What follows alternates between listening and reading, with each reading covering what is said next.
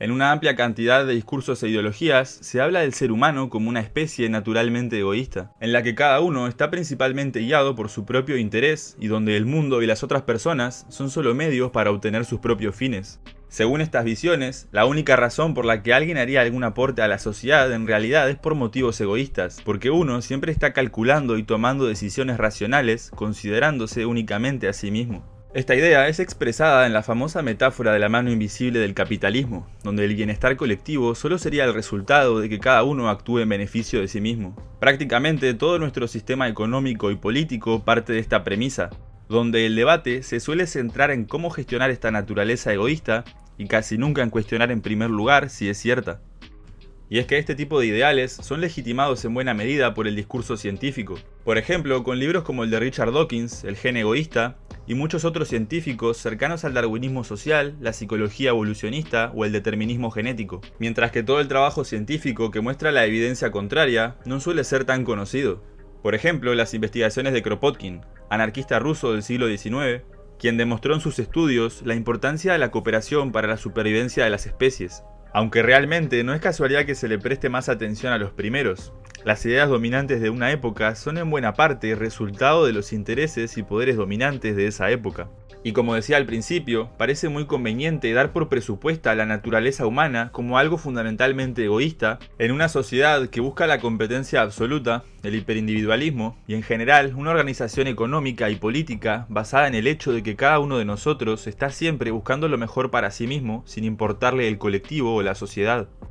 Margaret Thatcher, una de las principales impulsoras del neoliberalismo, llegó a decir que no existe la sociedad, sino que solamente existen individuos. Con esta forma de pensar se elimina la posibilidad de que uno se proponga mejorar la sociedad. El objetivo no puede ser otro que mejorar la propia posición y estatus en el sistema compitiendo con el resto. A su vez, es más fácil aceptar el orden de cosas actual si se presenta como algo natural, como si fuera el desarrollo espontáneo de nuestra especie, organizarse de una manera en la que cada cual está buscando nada más que su propio beneficio. Estas son solo algunas de las formas en que la idea de una naturaleza humana egoísta puede ser y es usada en favor del poder establecido. Pero esta idea no se estableció con el neoliberalismo, ni siquiera en los inicios del capitalismo.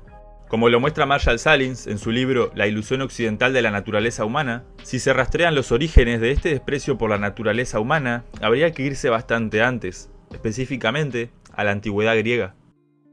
En la filosofía griega se estableció una separación que sigue teniendo peso hasta el día de hoy, la división entre naturaleza contra la cultura. Desde ese momento, esta separación consideró nuestra naturaleza como a una bestia llena de impulsos que la cultura se tendría que encargar de controlar. Esta misma visión es la que se usaría a lo largo de toda la historia occidental para justificar y legitimar todo tipo de instituciones y formas de poder que contengan al humano y su supuesta peligrosa naturaleza. Donde especialmente apareció una visión egoísta del humano fue en las descripciones de Tucídides sobre la guerra de Peloponeso. La forma en la que habló sobre esos eventos se tomaron como una referencia de lo que pasaría con el humano si no hubiera un control sobre él. Básicamente, un estado de caos y de guerra entre todos por los deseos de poder de cada uno. Estas descripciones fueron consideradas por varios pensadores más a lo largo de la historia y muy influyentes en la filosofía occidental.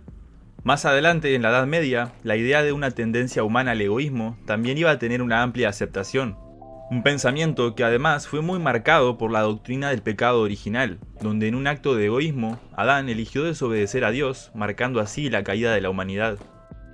Elaine Pagels, especialista de la Edad Media, dijo que la concepción de San Agustín sobre el pecado original ofreció un análisis de la naturaleza humana que se convirtió, para bien o para mal, en el legado de todas las generaciones posteriores de cristianos occidentales y en una influencia muy importante sobre el pensamiento psicológico y político.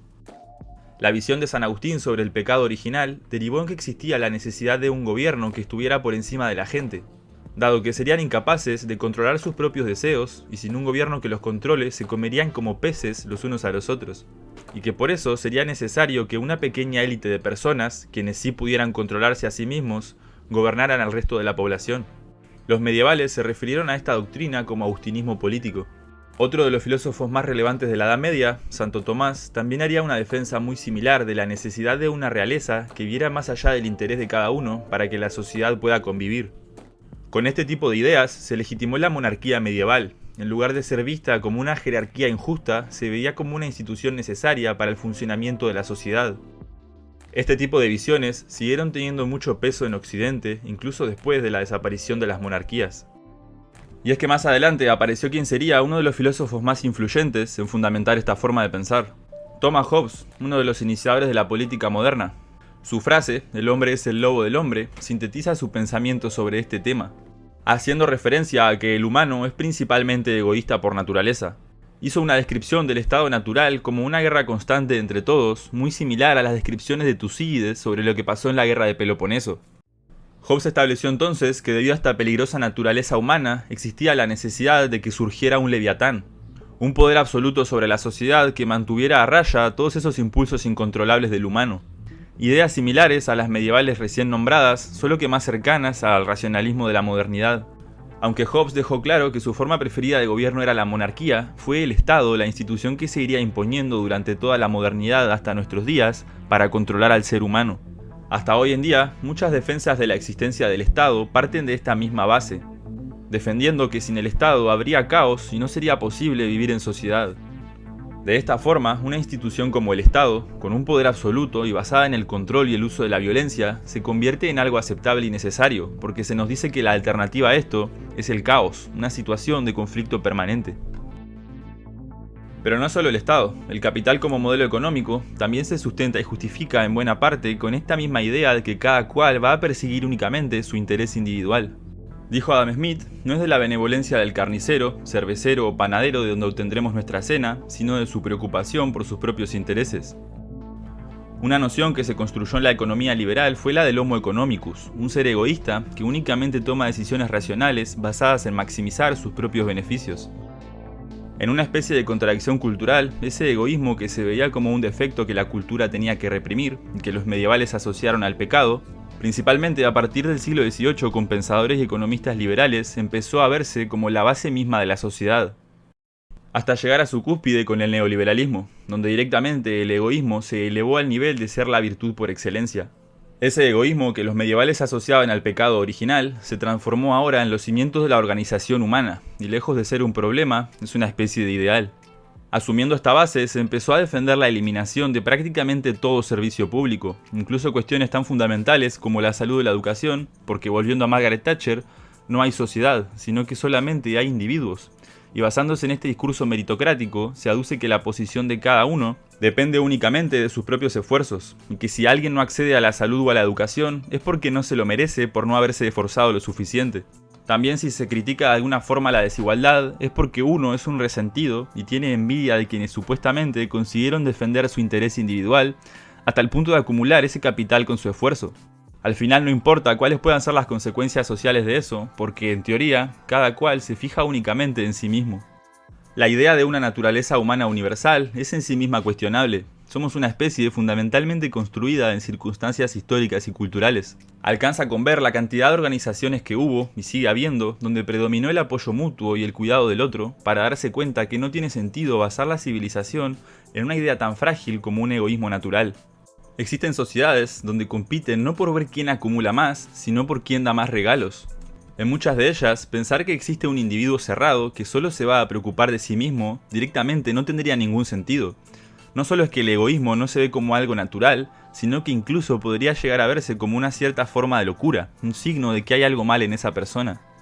Por ejemplo, Marilyn Strathern comenta que en los pueblos de Nueva Guinea, ninguna capacidad de acción o intencionalidad es una simple expresión de la individualidad, ya que el ser del otro es una condición interna de la actividad de cada uno. En este ejemplo se ve cómo, lejos de una idea occidental del individuo como la que estamos acostumbrados, se asume que los otros también son parte de uno en cierto sentido. Así como estos pueblos, existen muchos otros ejemplos de formas alternativas de ver al humano y que se ven reflejadas en cómo se organizan estas sociedades. Incluso en la propia historia occidental se pueden encontrar momentos donde predominó un sentido de solidaridad, tal como pasó en la Comuna de París. Independientemente de lo que cada uno crea sobre la naturaleza humana, parece cuestionable la forma en que esta idea se instrumentalizó a lo largo de la historia para justificar y legitimar todo tipo de jerarquías y formas de poder. Actualmente esta idea no solo está instalada en nuestra cultura, sino que a diferencia de otros periodos históricos, parece no ser un problema, sino la base misma sobre la que tiene que funcionar toda la sociedad. Pero alcanza con conocer algunos de los ejemplos nombrados para saber que no tiene sentido fundamentar la organización social en un egoísmo supuestamente natural y que estas jerarquías, más que ser necesarias, terminan por crear más problemas de los que supuestamente iban a arreglar. Muchas de las creencias sobre las que se cimienta la civilización son solo ilusiones que no tienen un fundamento real, pero cuando todos compartimos una misma ilusión, termina por moldear toda la realidad en la que uno vive. La idea de una naturaleza egoísta se vuelve como una especie de profecía autocumplida, en la que la creación de jerarquías y organizaciones basadas en esta misma idea termina por hacer que al final sí predomine el egoísmo. Y es entonces cuando se asume que ese egoísmo provocado es en realidad una naturaleza universal, cuando en verdad solo es producto de construcciones culturales. Tampoco se trata de negar la existencia de cualquier tendencia egoísta, sino de cuestionar si queremos que eso sea el principio sobre el que exista toda la sociedad. Existen muchas ideas colectivas que, incluso aunque no las conozcamos, limitan el horizonte de posibilidades sobre lo que puede ser el mundo. Pero al final somos nosotros quienes podemos elegir si seguir reforzando este tipo de ideas funcionales al poder establecido o empezar a pensar otras formas de organización que puedan basarse en otro tipo de ideas, como el apoyo mutuo o el cuidado del otro.